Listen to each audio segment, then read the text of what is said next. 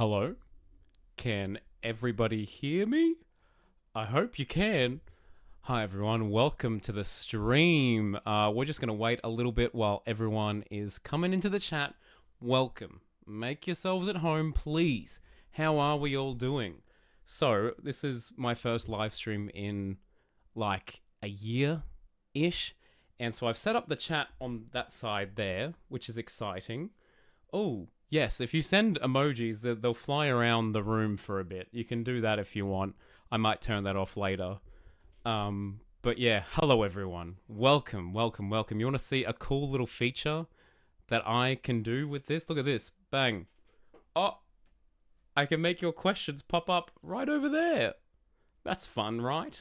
So Draw with Cameron Smith has asked, have you recorded the Who's There podcast there yet? I did that just 10 minutes ago. Very, very exciting. I'm sure you guys might have seen my review of Space Babies. Wasn't my favorite episode. Wasn't the worst by any means. But yeah, we recorded with Troy. And I think you'll be intrigued to hear what Troy has to say about it. But yes, welcome. What do you guys think about the new live stream? We're just going to wait a bit before we get fully underway. Oh, yeah, look at all those emojis go. That's going to get really old really fast, so I will turn it off eventually. But hi. How are we all? Yeah, let's talk about Space Babies for a bit before we go to the official review. Here we go. Jade has said the babies' mouths were creepy. Yes. Yes, indeed they were. It was incredibly off-putting. But yeah. Oh, whoa, whoa, whoa, whoa, whoa. Hey, yo. Our first donation of the night. That's very generous. Thank you. Wow. That's the 50% boys, of course. Hey now. Hello. Hey boys. Hope to see you soon. Wink wink for our review on Who's There tomorrow. Wink wink. Alright. Ruben has asked for, can I get your autograph? No, because it's a live stream. You can't do that, silly. Gosh, well, this is fun. Everyone, ask me some questions while we wait for everyone to join the chat, please. How many people are in? We have almost 100 viewers. That's exciting. My goodness. Pressure's on. Was Space Babies not good? Okay, everyone, if you clicked on this live stream, there will be spoilers for Space Babies and The Devil's Chord, okay? It should be hopefully self-explanatory, but, you know, let's, I'll give you the benefit of the doubt. Not good. I don't think it was not good. It's not an answer, is it? Okay. Hello. Bro hasn't seen Streamily streams. What do you mean, Troy? What is a stream? This is fun. Yeah, handles is right at the back. Oh, which do I prefer? Gosh. So many questions. I need to get this show back on track. I was going to give the first 10 minutes just like a Q&A thing, but my goodness, everyone is in the chat. This is fun. This is fun, guys. We're having fun. Okay, here we go. Okay. Wow. My goodness gracious me. Am I the only one who thinks Space Babies is great? No, Ashley, you're not.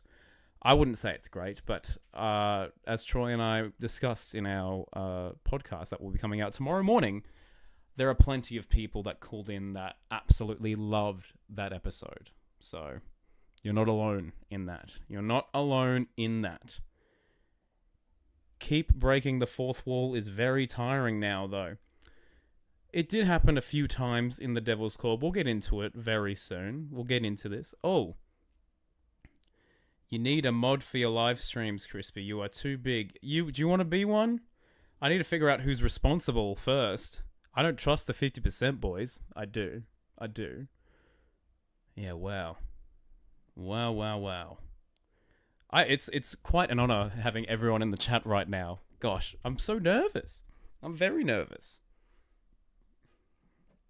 Almost 100 viewers. Crispy's going worldwide. Okay. Thank you very much, Jade.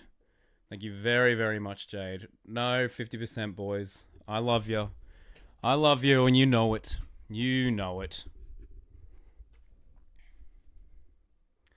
Oh, wow. I love how Crispy treats his viewers like space babies. My goodness gracious me. I made a song about space babies. If maybe that's how we can hype up this before we get into it. I wrote a little ditty. I wrote a little song about space babies. If you guys want to hear it, do you guys want to hear it? Let me know if you want to hear my space baby song.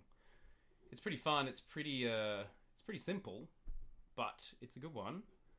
Oh, hang on. I gotta get my piano out. Sorry, everyone. Did you hear that? Did you guys hear a little piano chord? Did you guys hear a little piano chord? Okay, here we go. I think everyone wants to hear the song. Okay, I gotta prepare for this. Me, ma. Okay, here we go. I've got the piano. You can't see it right now. I've got my piano right here. Alright, here we go. Here we go.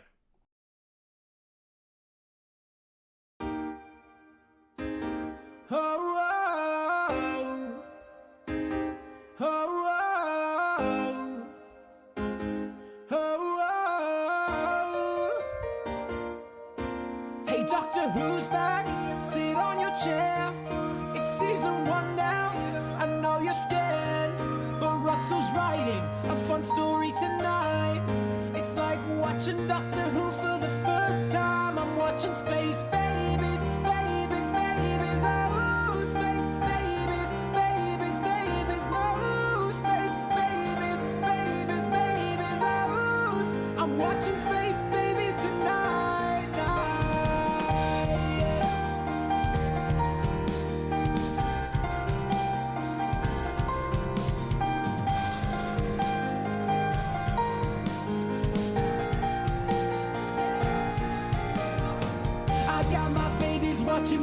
Watching space babies. I got my babies watching space babies. I got my babies watching space babies. I got my babies watching space babies.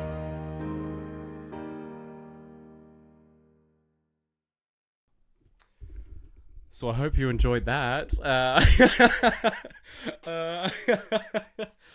Woo! Okay. All right. Gosh, my goodness gracious me. Oh wow, nothing but the highest of compliments from Robbie here, saying that I should have been in Eurovision. Yeah, I could represent Australia with a damn chord, damn song like that. Someone just wrote Devil's Chord in there, but I mean, yeah, that was some of my finest work. And yes, absolutely, my voice is that natural. Yeah, it was my natural voice.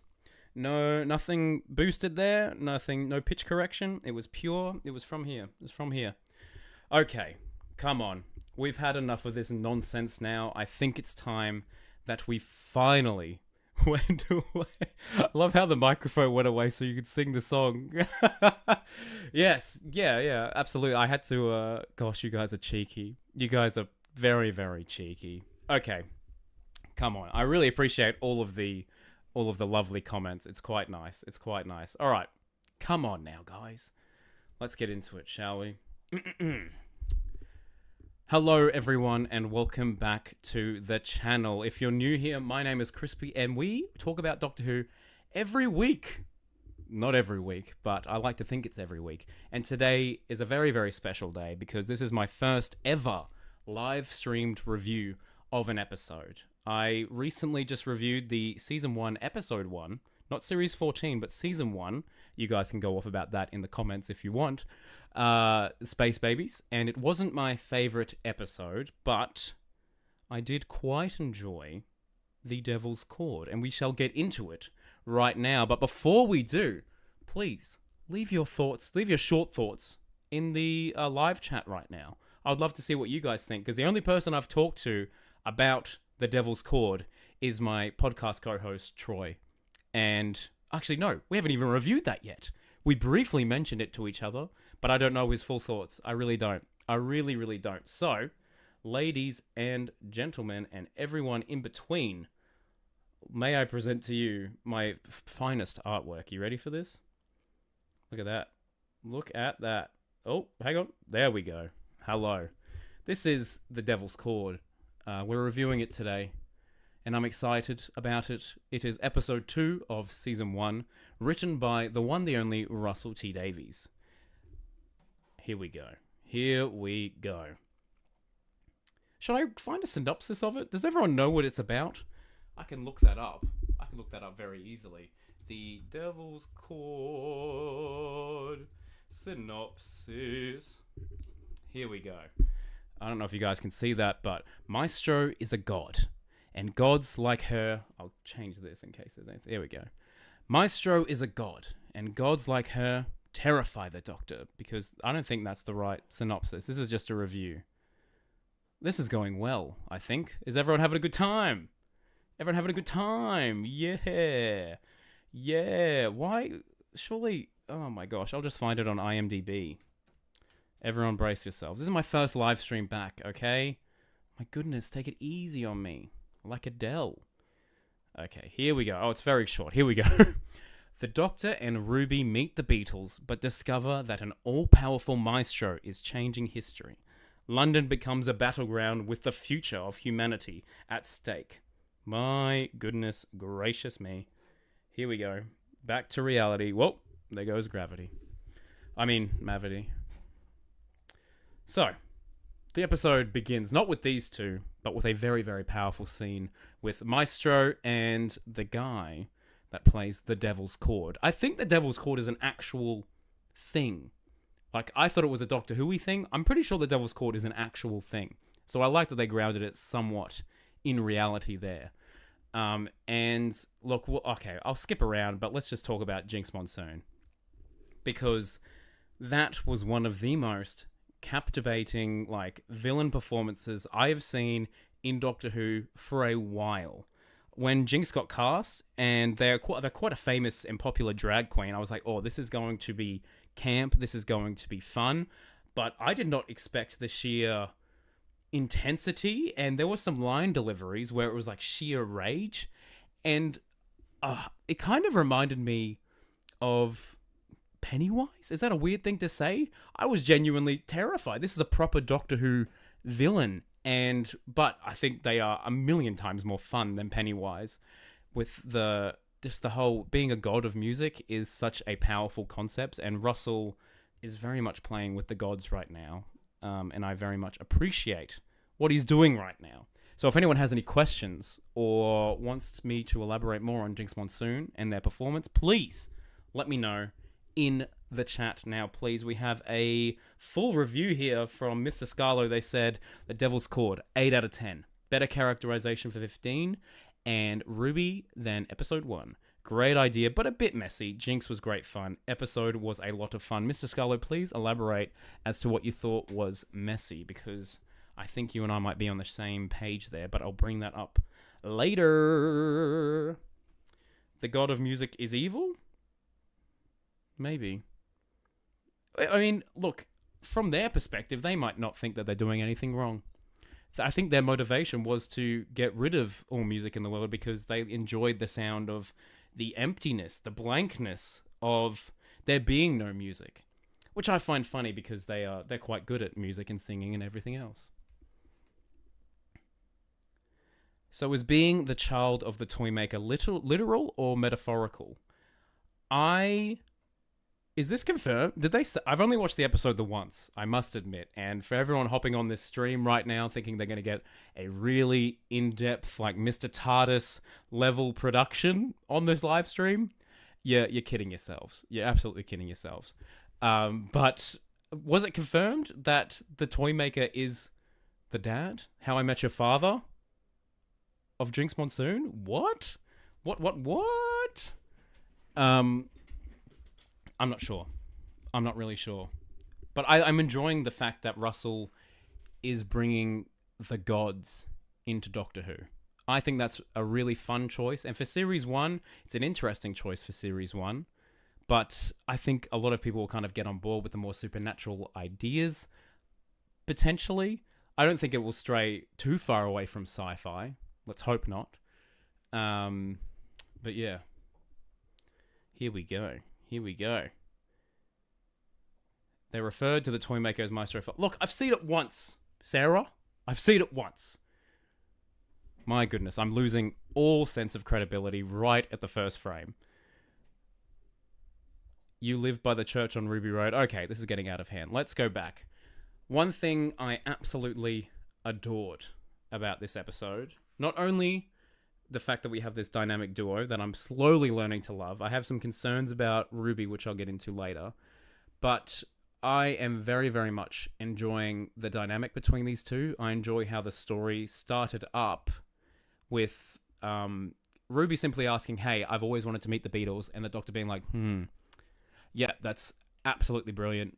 Lands the TARDIS and is like, all right, here we go. And they're like, oh, costumes, perhaps? And Ben Chessel, the director of this episode, who was Australian, by the way, so that gives me hope that one day I too could direct an episode of Doctor Who, but I actually have to, put in the effort, and I've never directed anything in my life except for 2 Taylor Swift Doctor Who parodies.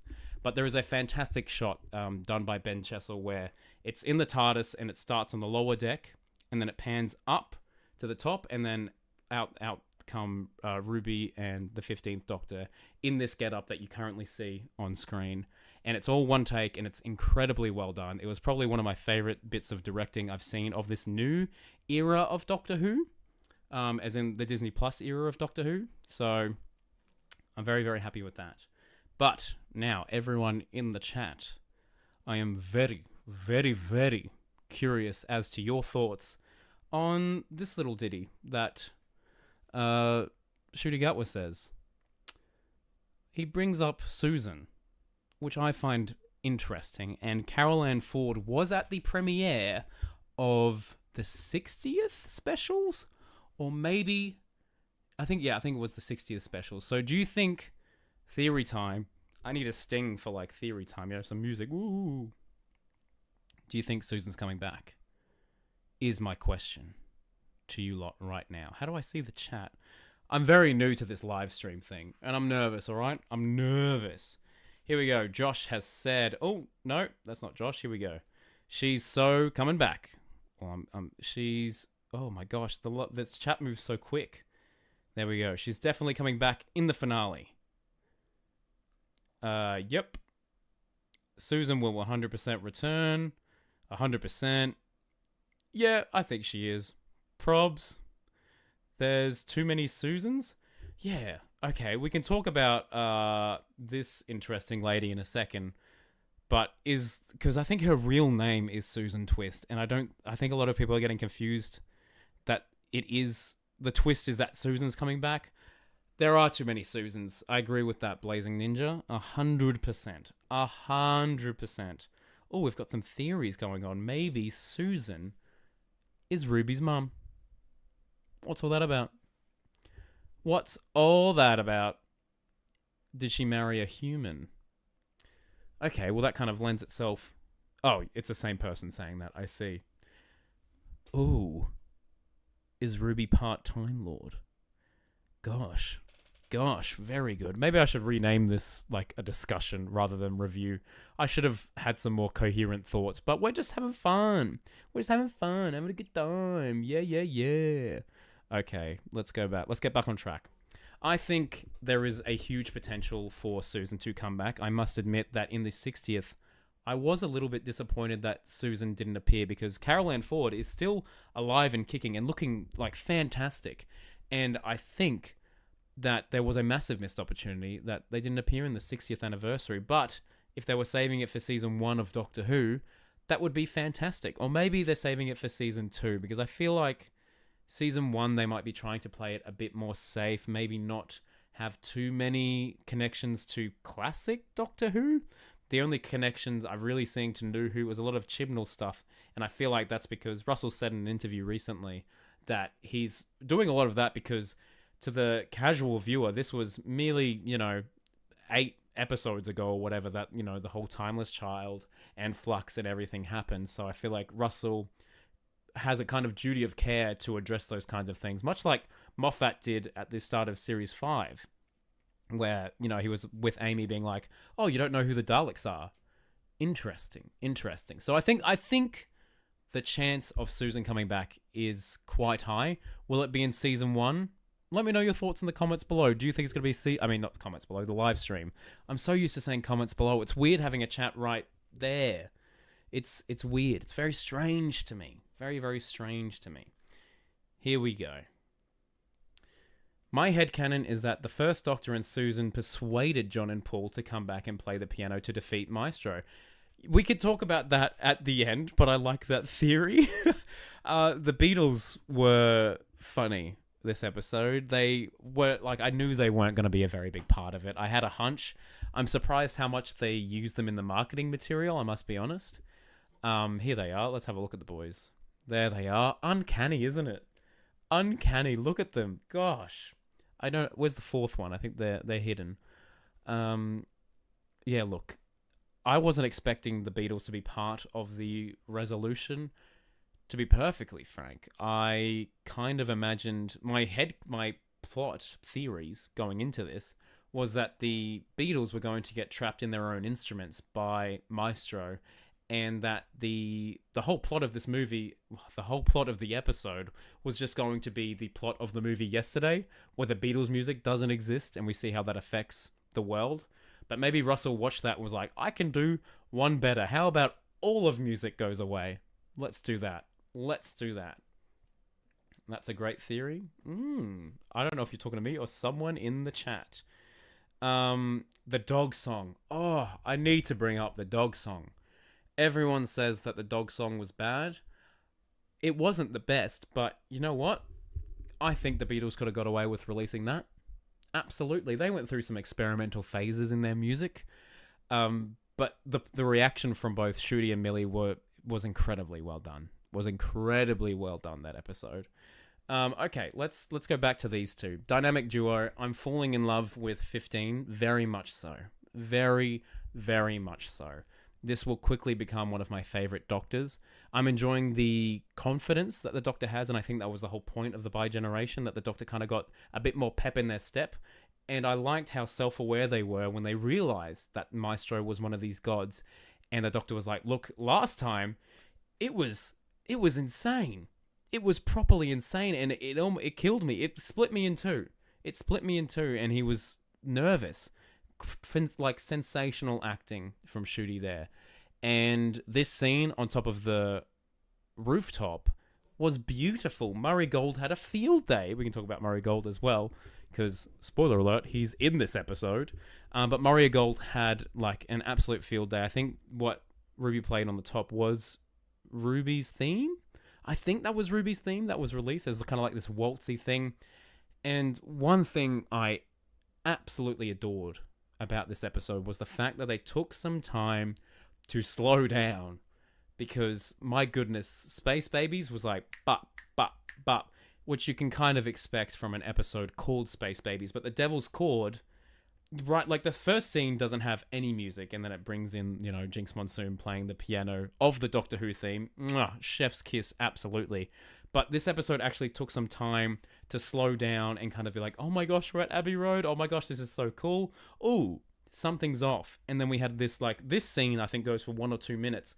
No dialogue, just the music playing. Shooty doesn't really say anything. You get reactions from all of the people in their windows hearing this music. Amazing. Sensational stuff. But the best part, hands down, of this episode was Jinx Monsoon. I will go on about it all day. I was so impressed by this performance. So unbelievably impressed by this performance. The one thing that I wasn't the biggest fan of was the music battle. Right at the start of Music Battle. Where Jinx actually says, is it Music Battle? Music Battle. But the footage is obviously reversed, which I think is a cool effect, and it makes things kind of jagged and creepy and weird, which Doctor Who can be sometimes. But for like that whole sequence going on with the musical notes going back in between, I didn't know the Doctor could play piano like that, by the way, but I'm sure he'd be like, oh, you know, I played with Mozart back in the day. But that whole scene reminded me of Doctor Strange in the Multiverse of Madness, I think. But that wasn't one of my favorite scenes in that movie either. It must be said. I think people are liking Jinx in the chat. They said Jinx knocked it out of the park. Yes, indeedy they did. The violin scene was not good for looking for the essence of music. What do you mean? What do you mean? I think, look, some of the violin stuff in that music battle was a bit jarring, but maybe that's the point because Jinx doesn't like good music. I'm not sure. It wasn't my favorite. It wasn't my favorite scene, to be perfectly honest.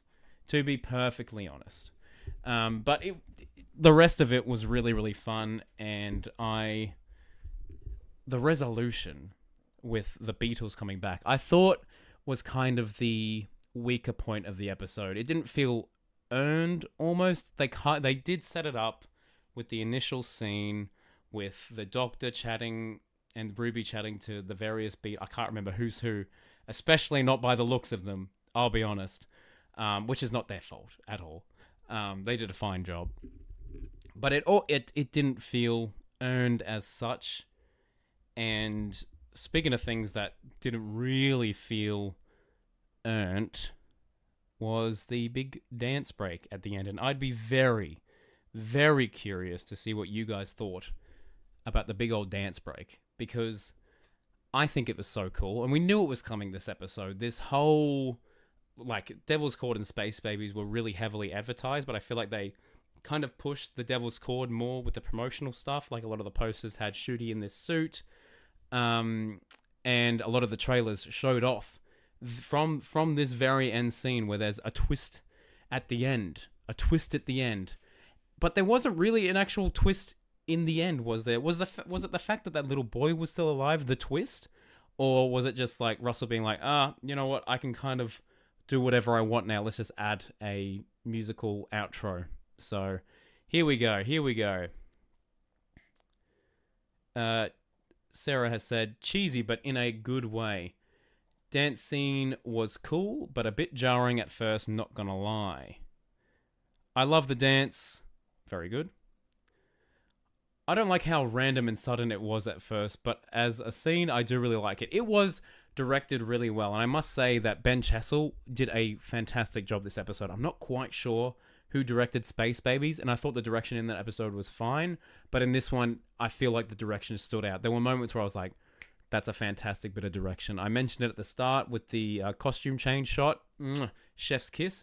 And the music video goes for like 2 minutes. It's quite a substantial part of the episode. Quite a substantial part of Act 3, I should say. And I thought it was directed very, very well. Here we go. Nick has said, the dance was cool. The song was so disappointing. It was the same words repeated over and over. I would love to know what you think of the hit song by Rihanna and Drake, Work, because I think that might have the record for the most same words used in it. Oh, maybe I might be making that up. Hang on. Here we go. Yeah, I agree with you, Crispy. Thanks, mate. I appreciate it.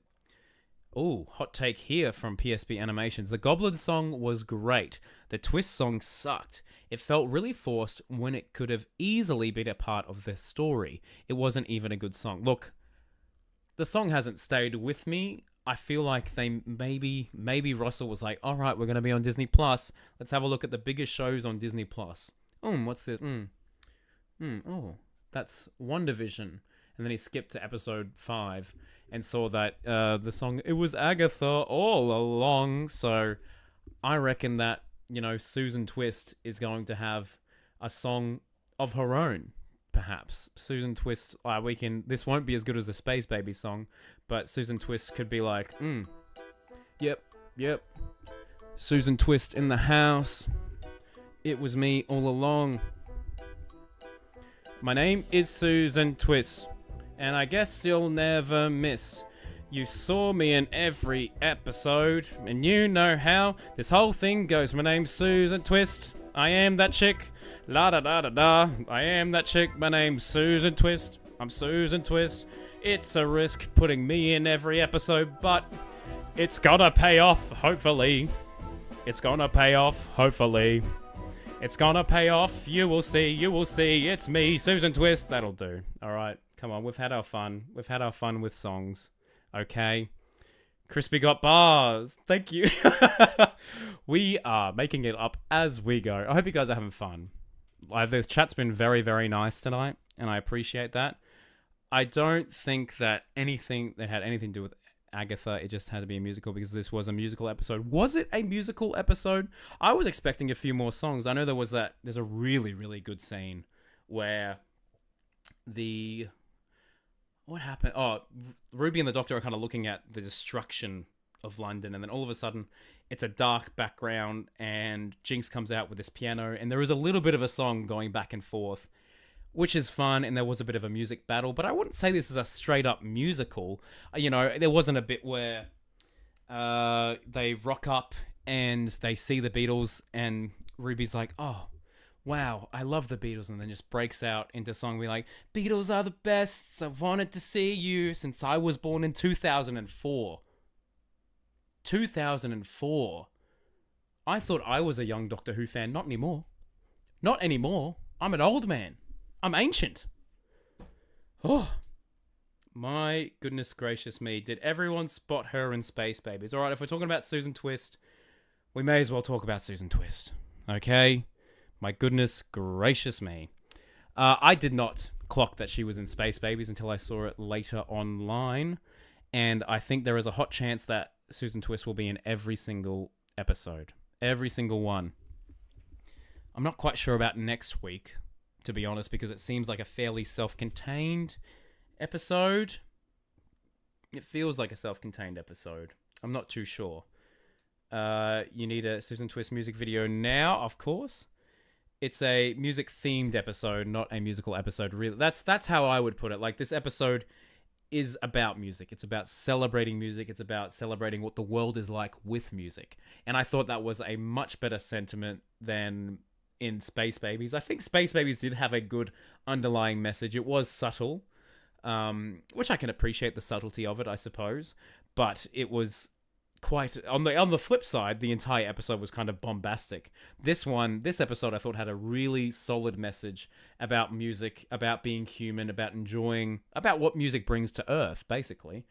And in that, it had some heightened comedy. It had some heightened musical bits, and I thought that was cool. I thought that was really, really cool. Also, I think playing over 2 minutes of a song drags it out more than it needed to. Absolutely. 100% agree. I think that the song should have been like a minute 30 tops, and end on a big bang. But yes. We'll save that theory for later. Okay. All right. She'll be there somehow. Yep. It's announced she's in next week. How do you go? Okay, here's the thing.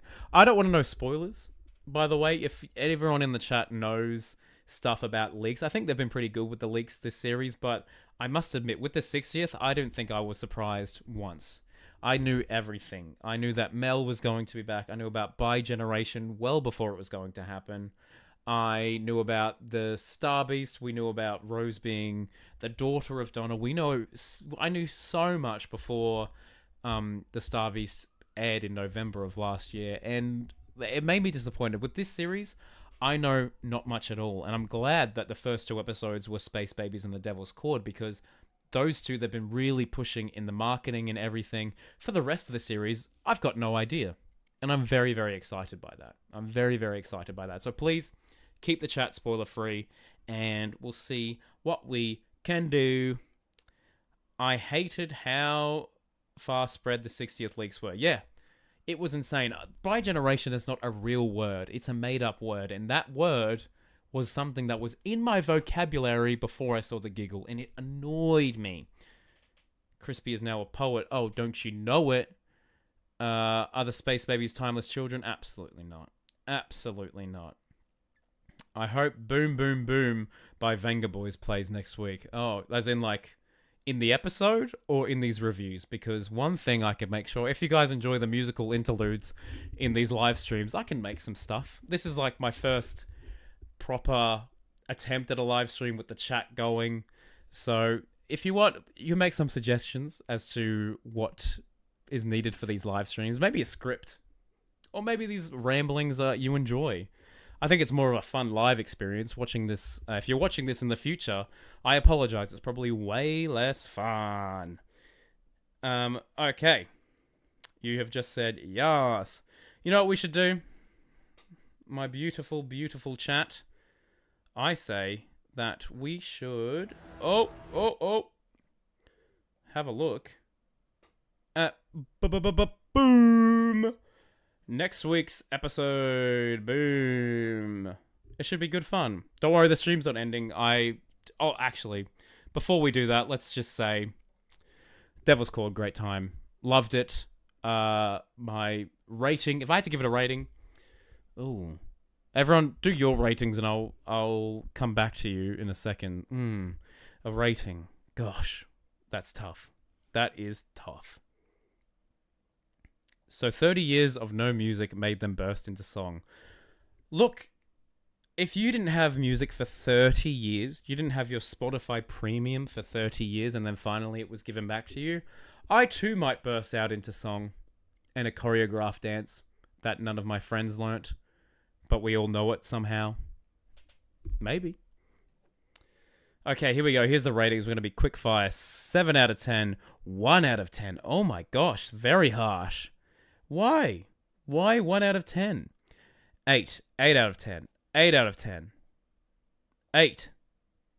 6. 7. 5 out of 5. 8 out of 10. 8 out of 10. 8.5. 8 out of 10. 7.5. Oh, wow. What is the... Everything's going... It's the best episode since Peter Capaldi.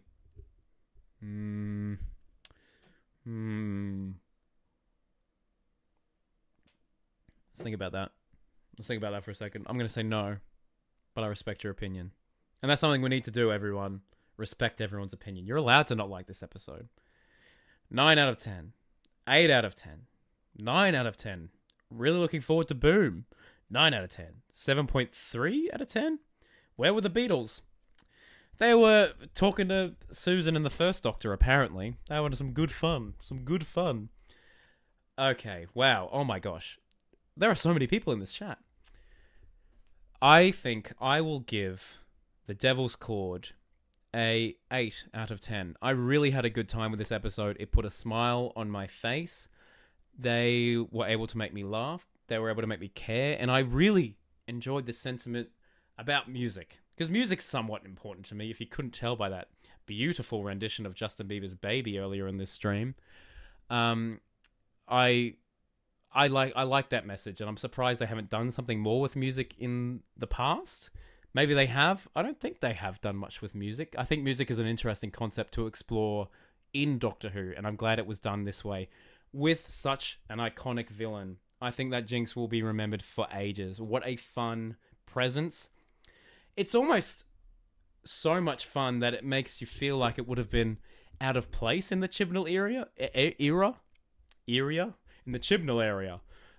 In the Chibnall era, because I just can't imagine that heightened level of villain, that heightened character actor in the Chibnall era, because the Chibnall era felt way more serious than this. I don't know if the Chibnall era could pull off the Devil's Chord, what the Devil's Chord did. I think it would have been a very different story, maybe exploring the Beatles more. It would have been a fine episode, but I think if anyone's going to write an episode about music and have a villain as iconic as Jinx Monsoon, it's going to be Russell T Davies, isn't it? Every time. Every single time. All right. Now, speaking of fun times, next week we don't have Russell T Davies writing us a fun little story. We have a man named Stephen Moffat, my favorite Doctor Who writer ever, and he was the showrunner of the show for many, many, many years, and was pretty much the reason that I am in love with Doctor Who. I love that man. I hope you're doing well, mate. Let's watch some trailer, shall we? I'm not going to play the audio in case we get taken down. Here we go. It looks phenomenal. I'm not quite sure. Does it say who the director is? No, it doesn't. I'll look it up later. But we're in a war zone. We are absolutely in a... Oh, Ruby's asking, where are we? In the middle of a war. Yeah, look at this. Look at this right now. Look at this right now. The landmine's invisible. That's rough. That is rough. But I suppose in war, landmines are usually very well hidden, so that's fair. That's fair. And the Doctor's obviously stepped on it. Yeah, as we can see right there. It's not looking good. Ruby's separated from the Doctor. We get a lot of close-up shots. Oh, it's going red, and Shooty's giving yet again another phenomenal performance. So, the question is the Doctor just going to be still the whole episode? Which can work. It can work. I feel like Moffat, he holds on to an idea really, really tightly. What if a statue only moved when you weren't looking at it? What if when there was an alien, as soon as you looked away, you forgot about it? What if we just had an episode with Peter Capaldi inside a castle for the whole thing and it's just him? What if this episode is his pitch in his head, his one-word synopsis to Russell was, what if the Doctor was stuck on a landmine for 45 minutes? And he had to figure a way out of it, and he was just there, and he had a new companion. That was the pitch, I can guarantee you. So, on one hand, it's a shame that Shooty won't be as active as he is, because, you know, there are times where he reminds me of Matt Smith. He's a very physical actor. He likes being able to have kind of that... just being more of a physical actor than a reserved performance, more reserved, subtle. Like, Shooty's very much like... You kind of know what he's saying, but he has these really subtle moments that pay off. And I think that this episode will be more of a highlight of Shooty's performance as a dramatic actor. I think that Stephen Moffat is brilliant with words, even if he does, you know, write a few dirty jokes here and there that haven't aged very well. I think that Moffat does do a really, really good job at writing scripts and dialogue. That he's top notch. So I think we're going to get a very dramatic performance from Shooty, and I'm excited to see that. And it might be a big episode for Ruby to kind of prove herself. Because one thing I wanted to bring up earlier was that my worry with Ruby is that her mystery will overshadow her performance. I think Millie's doing a great job. I think the chemistry between the two of them is electric. But I think I'm more interested in the mystery of Ruby Sunday rather than Ruby Sunday herself. But it's only episode 2, so we might be able to, see what happens in this episode. But please, let me know in the live chat right now, what do you think is going to happen in Boom? Not the first time the Doctor stepped on a landmine. When did that happen? When did that happen? I am still watching a lot of classic Doctor Who, by the way. It hasn't finished for me. I've seen quite a few stories now and loved it. City of Death is one of my all-time favorite Doctor Who stories. Not just classic Doctor Who stories, hands down. Remind me of stuff. Oh my gosh, I watched that episode. Didn't I? RTD was like, you're a landmine of ideas, and Moffat took that literally. Yep, can guarantee. Yep, everyone's saying Genesis of the Daleks. Yeah, I'm pretty sure I know exactly the bit. Gosh dang it. Well, Moffat's taken inspiration from stories before, you know. He does that. He does that a lot. So maybe he watched that and was like it, but I like the theory that, you know, Russell was like, oh, you're just a landmine full of ideas waiting to go off. Had to come back into my show, didn't you? Ruby will have to take control because the Doctor's on her mind. Yes, I think that's the whole premise of the episode. I really do. Unless this is a thing that happens at the very, very start of the episode, and then there's a different conflict and we've all been bamboozled. But I think with a title like Boom and what we've seen from the trailers, I think it's going to be a very simple episode, very dialogue-heavy episode, which might not be everyone's cup of tea. But after the first 2 episodes we've had with the sheer bombastic nature of them, maybe this is what's necessary in the season. And I genuinely think it might be, because maybe we just need to take a chill pill. Take it slow for a bit, but that's my personal preference. People absolutely love the chaos and the madness of the Devil's Chord and Space Babies, but maybe I'm getting older and I just want it more in moderation. I don't know. This could be the episode where Shooty gets his big, I'm the Doctor, I'm 900 years old speech, and I'm here for it. And if Moffat's writing a speech, ooh. I mean, bro wrote the Zygon speech, and that's an all-time classic and one of the most defining moments in Peter Capaldi's tenure as the Doctor. So, I'm absolutely here for that. I hope there is a speech. It would be smart to do it in episode 3 because genuinely curious. Oh, this is good that we have the live chat here. Do you think that Shooty, in his first 3 episodes thus far, including Church on Ruby Road, has had his Doctor-defining moment? I feel like we've all been very impressed by his performance. I feel like he's had some really good sad moments, happy moments, funny moments. But have you had a moment where you go, there was no other choice for the Doctor? Shooty Gatwa is the Doctor. I can feel it in my bones that it's going to happen this season, but do you think it's going to happen in episode 3? And do you think it happened in the previous 2 episodes? Yeah, please let me know. Every moment is his defining moment. Yeah, damn, Beast Boss, dropping knowledge on us. Not yet. He has been running away a lot so far. He has been running away, didn't he? He ran away from the boogeyman and he ran away from the maestro. In all fairness, he had a valid excuse both times because boogeyman made to be scary. That's the whole point. And maestro, I wouldn't want to go up against a god on any day, no matter if I had 2 hearts. Shooty hasn't had his Doctor-defining moment yet. Not yet. He's had a small one in every episode. I like the way you put that. That's probably what I was trying to articulate there. I've seen glimpses. Being like, oh yeah, no other choice. I've just been Snowman Scene in Ruby Road. That's probably the closest one for me. That was the one that kind of sold me on Shooty Gatwa. Now I'm kind of waiting for the follow-up, the delivery, the follow-through, if you will.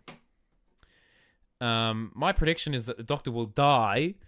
Sarah Glover. Oh my goodness. I need to tell you right now that there are like a lot more episodes this series, but stranger things have happened. So I'm late to the stream. What's the too long don't read on your thoughts on the episode? Devil's Chord, I loved it. I loved the message. I thought it had one of the strongest villains ever in recent memory. But it was a bit silly. Didn't like the dance battle. Intrigued to see what happens. Ruby Sunday is not my favorite companion yet. I think the mystery overshadows her slightly now, but it will get better. You never know. But we'll see. We will see. All signs suggest that Ruby is Jesus. You never know. There's something going on, but maybe not. Okay. Here we go. Shooty's going to be fantastic. Yes, absolutely. Okay. Now, ladies and gentlemen, we need to do a bit of housekeeping. I think we need to do a bit of housekeeping. Right now is your chance to ask me any questions you have. If you want space babies, if you want to talk about the Devil's Chord, if you want to talk about Boom, please ask your questions in the chat right now before we wrap things up on this beautiful Sunday night or Sunday morning, wherever you guys are. Or Saturday? I'm not quite sure how time works. This is real life time travel, what we're doing right now. Oh, Mr. Scarlo coming in with the first question. What would you rank the episodes of RTD2? My goodness gracious me. Fantastic question. Okay. At the bottom, I'd probably have the Star Beast. Star Beast wasn't my favorite. The pacing in that is all over the shop. Moving up, Space Babies. Moving up from that, I would have... The Giggle, that's controversial. The Church on Ruby Road. The Devil's Chord. And then Wild Blue Yonder. Am I missing anything? I think that's it. Please rank the series openers. Oh gosh. Can I tell you Russell's series openers? Starting at the top, we're going to go Smith and Jones. Smith and Jones, absolutely fantastic. Then we're going Partners in Crime. Then we are going Rose. Then we are going New Earth, Barrier, Space Babies. Had to say it. Crispy, thoughts on the Master Tease from Maestro, the Saxon theme. What? Are you serious? Did the Saxon theme play? I don't remember this. I don't remember this at all. Can anyone in the chat follow that up? I don't think that the Master is going to be one of the gods. I don't even think the Master would be in league with the gods. And I'm pretty sure that the Master will stay parked for a while. I hope that the Master stays parked for a while. One of my least favorite things about the 60th was the constant, the one Master tease and the giggle. Felt so unnecessary. The story would have been better to not have it. Maybe a mention of it. I don't know. What did I think of the fourth wall breaks? It's fine. If any episode's going to get away with it, it's the Devil's Chord. It was a bit fun, bit cheeky, and I think maybe I would have preferred it if only Maestro did it, because, they're a god. They can kind of do what they want. They might be so self-aware they realize they're in a science fiction program. Okay, here we go. Oh my gosh, so many questions, such little time. Do you think the Twist song at the end is a reference to Susan Twist as the finale villain, and did you notice her cameos in episode 1 and 2? Didn't notice her in episode 1, noticed her in episode 2 they made a point of it in episode 2. They were like, oh, my name's this, and I'm da-da-da-da-da. I think there is going to be something huge about Susan Twist. But I think the actress's name is Susan Twist. Am I wrong in thinking that? So I think the whole Susan Twist thing kind of has her name. Unless Russell went through the acting Refidex and was like, I need someone with the last name Twist just so I can make this joke. Wouldn't put it past Russell, but we'll see. Oh, here's a nice one. Do you prefer the first 6 episodes of RTD 1 or RTD 2? Are we 6 episodes deep now? We are! Okay, where does RTD 1 end off? We have Rose, End of the World, Unquiet Dead, Aliens of London, World War 3. What comes after that? I think Series 1 is better. I'm not the biggest fan of the Celine, but then we've had the 60th. Look, don't ask me hard questions like that, Jade. Get out of here. Crispy, do you have a theory for the 2-part finale for Series 14/Series 1? Lucas, I definitely do. I think there will be a big cliffhanger. Actually, I won't show you. Maybe I should show you. Okay. All right, guys. Since you're asking, this week. So every week, hopefully, if everything goes to plan, I have filmed something that will go out on the channel, and it's some of my most ambitious content yet. It's going to be weird. People might like it, people might not like it, but I'm going to tease it now. But I recently went and paid real money to a psychic to predict what they think is going to happen in Doctor Who Season 1. So that will be coming out... Yeah, there we go. Ooh, there's the thumbnail. Ooh, scary, scary. And they had some predictions about the, kind of what they feel is going to happen. And it got me excited. I don't believe in psychics at all. At all. So that was the point of the video. But I think it's going to be interesting to see what happens. But for my personal theories, away from psychic stuff, I think that... Varada Sethu, the new companion, will appear in the 2-part finale. That's the only thing I have. And I think it's going to be the most serious the season's ever been. I think that Russell knows when to be wacky and wild and camp and, in your face, but he also knows when to reel it back in and get to our hearts and make us cry. And I feel like Russell, by that point in the series, will want to make us cry, and I'm welcoming him to do that. You're welcome to do that, Russell. Okay. I think... here we go. Jeremy says it right here. I think the rest of the season is going to be much more grim and sad. The first 3 stories we have seen have made to lull us into a false sense of security. Jeremy! What a way with words. Yeah, absolutely. That's so funny. We're going to fall in love with this Doctor, fall in love with this dynamic that they've got going with the companion, and right at the end they're going to strip all the fun away from us and be like... Doctor Who is a children's program, but it's not made for kids. Here we go. What? Lol, I'm confused. What? The Disney Plus subtitle specifically said Saxon theme. That is insane. Are you serious? Right now? Oh well, I don't know. Maybe Murray was like, it's one of my top played songs on Spotify. Can I please have it in the music episode? And he was in the music episode, by the way. In the number at the end, the twist song, he's the guy on the piano, the man that's been making music for Doctor Who for so long, so long. Rule 1: RTD lies. You're right. But RTD also said that the Master won't come back for a while. So what's it gonna be? I think he's going to lie. Tom Baker broke the fourth wall a ton. Yeah, I think there's a lot of things that have been set up in Classic Who that maybe people feel like we're not allowed to take for liberty these days. I know there was that whole debate around like David Tennant with the 14th Doctor regenerating into his clothes. I don't agree with it. I hated that, but there was some precedence in Classic Who to kind of get away with that with the Doctor. But anyway, that's a separate conversation and probably not one I should be having with a live stream. Okay. Here we go. Crispy. Who do you think is the one who waits, and is the boss that Beep the Meat mentioned a separate entity? Here's the thing, ladies and gentlemen, and everyone in between. We have so many plot threads being set up. We have the one who waits. We have who did you say? The boss.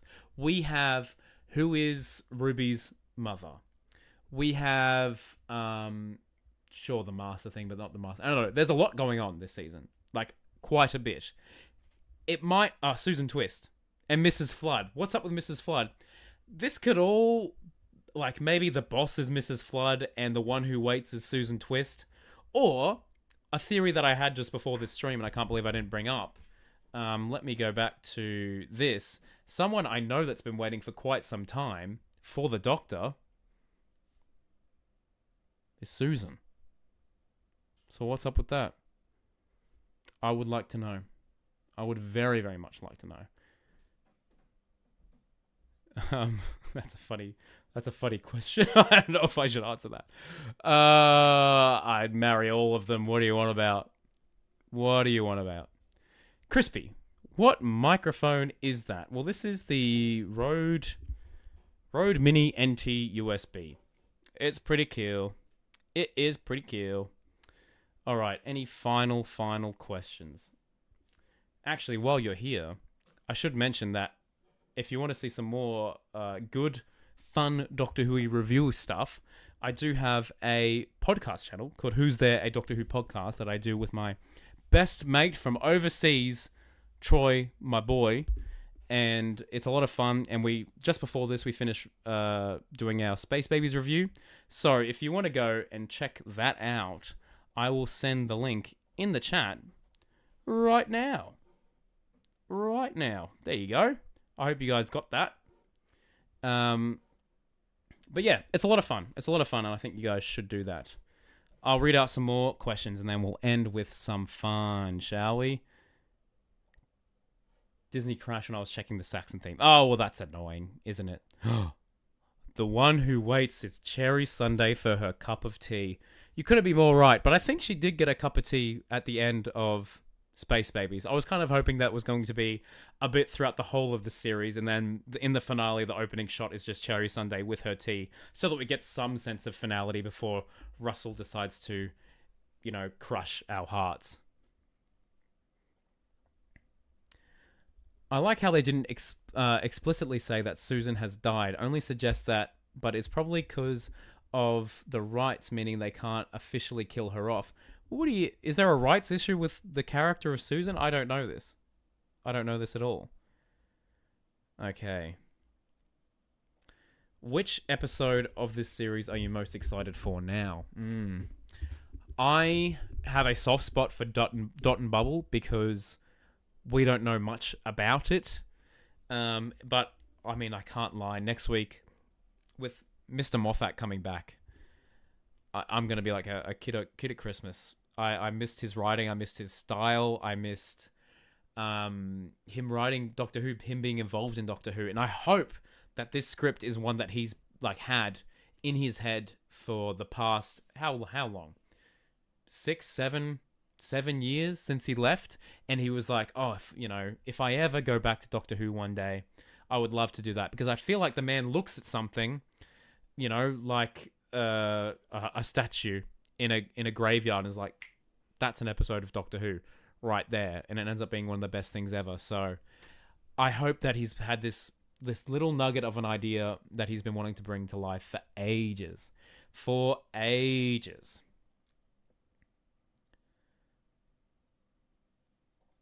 Cameron, that is controversial. Absolutely not in my top 5 already. I am for it, but we'll have to see.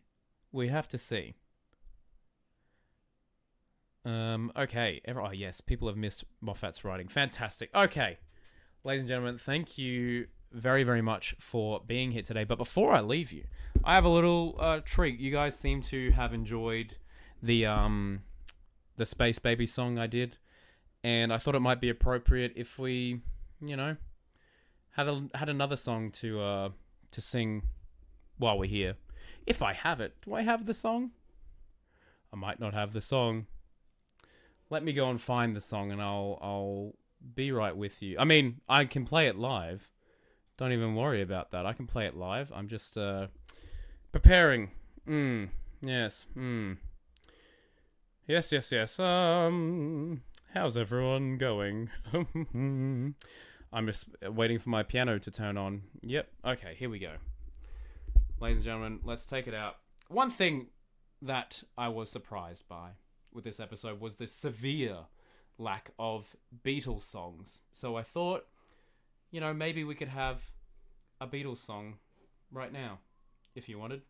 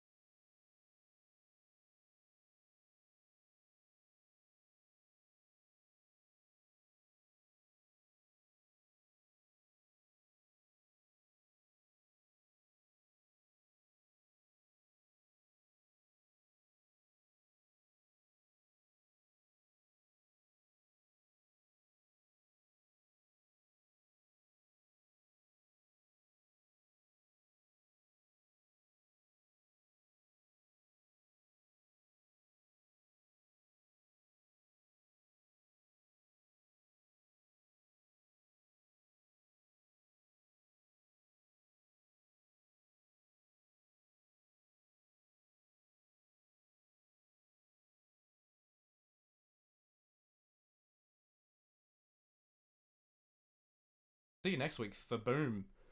For bloody Boom. I'll see you later. Alonzi!